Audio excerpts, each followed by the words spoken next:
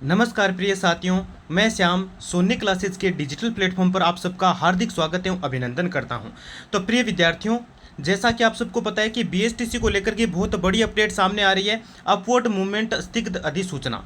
तो इसको लेकर के बहुत सारे विद्यार्थी जो हैं बड़े ही असमंजस में फंस गए हैं और वो सोच रहे हैं कि सर क्या होगा, अब क्या हमारी सेकंड लिस्ट आएगी भी या नहीं आएगी, क्या सर 26,000 सीटें सारी की सारी फिल हो चुकी है या नहीं हो चुकी है। तो बहुत सारे विद्यार्थी हैं जिनको जो चिंतित हैं इस बात को लेकर के कि सर हमारे 400 प्लस नंबर थे फिर भी हमारा नहीं हुआ था, क्या हमारा होगा ही नहीं, क्या 400 प्लस नंबर है फिर भी क्यों नहीं होगा हमारा सर, क्या 26,000 सीटें पूरी फिल हो गई है। तो सारी बातें इस वीडियो में करने वाले हैं, वीडियो को अंत तक जरूर देख लीजिएगा और पहली बार विजिट कर रहे हो तो 1 सेकंड का समय लगेगा, सब्सक्राइब जरूर कर लीजिए और बेल आइकन को कर लीजिए प्रेस, जिससे कि हर एक नई क्लास और नए सेशन का आपको नोटिफिकेशन यहाँ से मिल जाए विद्यार्थियों। ठीक है, तो 1 सेकंड का समय लगता है, कोई पैसा नहीं लगता है, सब्सक्राइब कर लीजिए, है ना। चलिए तो शुरू कर लेते हैं सेशन को। तो ध्यान से समझना है आपको कि अधिसूचना को लेकर के मैं दिखा देता हूँ आपको। ये आपके सामने है, क्या लिखा है, office of the coordinator pre DElEd exam 2025 जो है आपके वर्धमान महावीर ओपन यूनिवर्सिटी, जिसमें ये आदेश आया 3 तारीख को आपके कि दिनांक 3/7/2025 को आयोजित परीक्षा आयोजन समिति की बैठक में लिए गए निर्णय अनुसार अधिसूचना 8/2025 में अधिसूचना अपवर्ड मूवमेंट और अपवर्ड मूवमेंट के उपरांत रिपोर्टिंग के अग्रिम आदेश तक स्थगित किया जाता है। तो आप सबको पता है कि फर्स्ट जो अलॉटमेंट है वो आपके जारी हुआ था। अब बहुत सारे विद्यार्थियों के ये भी मन में डाउट है कि सर हमारे तो नंबर 390 प्लस भी हैं, 400 प्लस भी हैं, तो हमारा क्या होगा, फिर क्या सारी सीटें फिल हो गई है।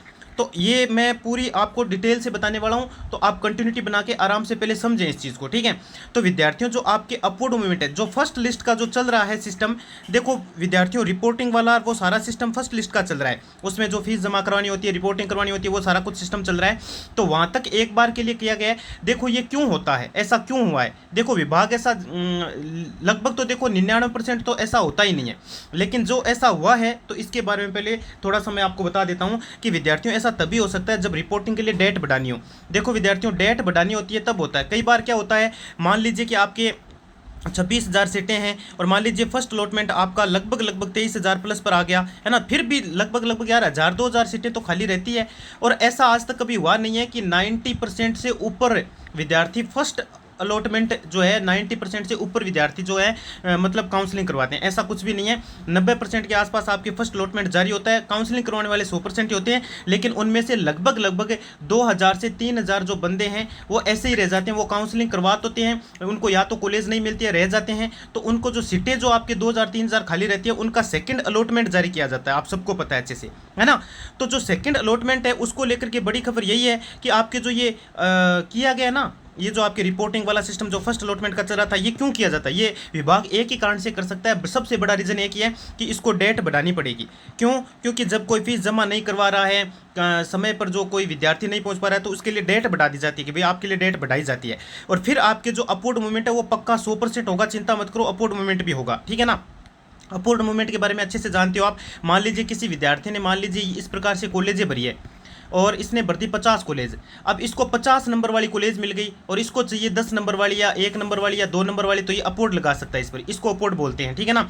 तो अपवर्ड मूवमेंट 100% होगा, चिंता मत करो, 100% आपके अपवर्ड मूवमेंट होने वाला है विद्यार्थियों। ठीक है ना, इसको लेकर बिल्कुल नहीं घबराना है। और रही बात सेकंड लिस्ट की, क्या सर आएगी क्या, तो 100% सेकंड लिस्ट आएगी और 390 प्लस वाले बिल्कुल सेफ हैं, अब तक बिल्कुल सेफ हैं, चिंता मत करो, क्योंकि लगभग 3,000 के आसपास सीटें खाली है।